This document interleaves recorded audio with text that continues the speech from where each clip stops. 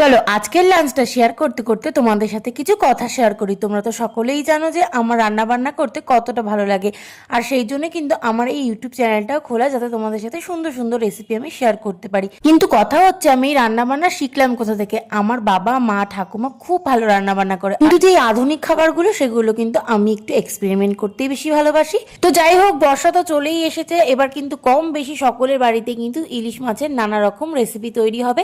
তো আমাদের যেহেতু বছরের প্রথম ইলিশটা সর্ষে বাটা দিয়ে খাওয়া হয়ে গেছে, তার জন্য কিন্তু সেই দিনকে করেছিলাম হচ্ছে বেগুন দিয়ে ইলিশ মাছের পাতলা ঝোল, যেটাই রেসিপি তোমরা অবশ্যই আমার ইউটিউব চ্যানেলে পেয়ে যাবে।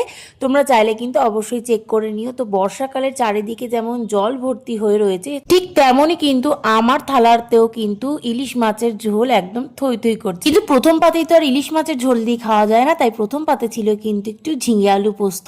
এরপরেই তো একদম ইলিশ মাছের ঝোলের বাটিটা ভাতের ওপর একদম উল্টে দিলাম, আর একদম ভর্তি হয়ে গেল ঝোলে। আর এই গরম ভাতে ইলিশ মাছের ঝোল দিয়ে ভাত যে কি তৃপ্তি, সেটা কি বলবো। আচ্ছা, তোমাদের ইলিশ মাছের ঝোল না সর্ষে কোনটা বেশি পছন্দ?